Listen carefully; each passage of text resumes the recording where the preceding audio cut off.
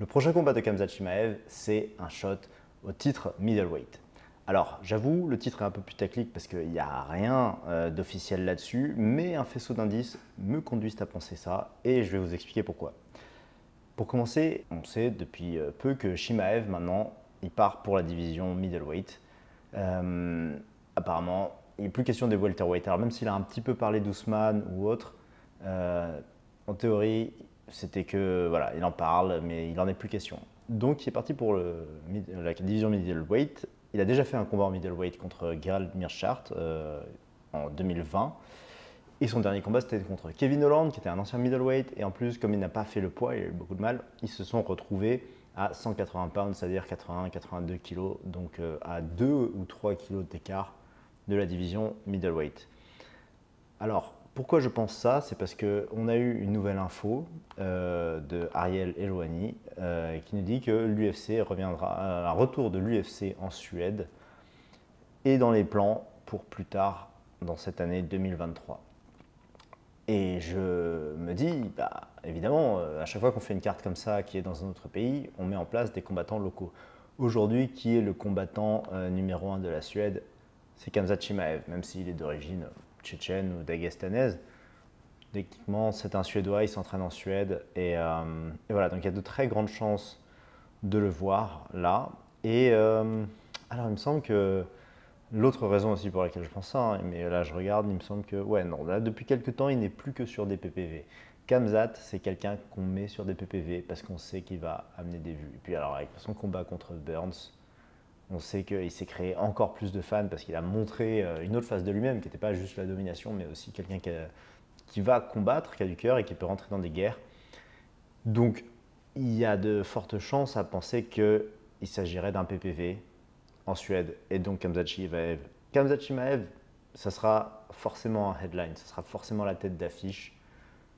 Pas forcément d'un PPV en général, hein, mais là, si c'était un Fight Night, ce serait la tête d'affiche. Mais ce qui me fait penser à un PPV et donc à un shot au titre, les autres indices, bah, c'est l'état de la division middleweight. Peu importe ce qui se passe, là, que ce soit Adesanya ou Pereira, si Adesanya gagne, pour moi, il y a encore plus de chances que ce soit Chimaev qui ait le shot au titre.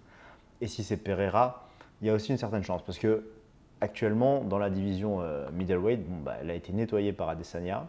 Elle a été tellement nettoyée que quelqu'un comme Pereira, il est arrivé, il a fait 2 combats et ensuite il a eu son shot au titre. C'est incroyable. Tu arrives dans l'UFC, tu fais 2 combats, tu as un shot pour le titre. Là, Khamzat nous a montré quand même, il a une série de victoires dans l'UFC, on va dire 1, 2, 3, 4, 5, 6. 6 victoires consécutives dans l'UFC et en fait invaincu depuis le début. Il a largement de quoi prétendre au titre en middleweight.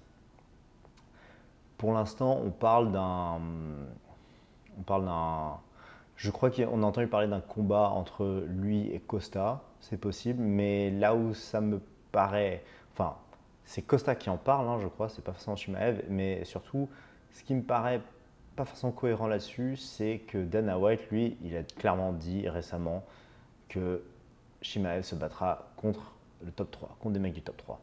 Costa n'est pas dans le top 3 actuellement. Donc voilà, ce genre tous ces éléments me conduisent à penser que il est fortement probable que Chimaev ait le prochain title shot et que ça se passe en Suède.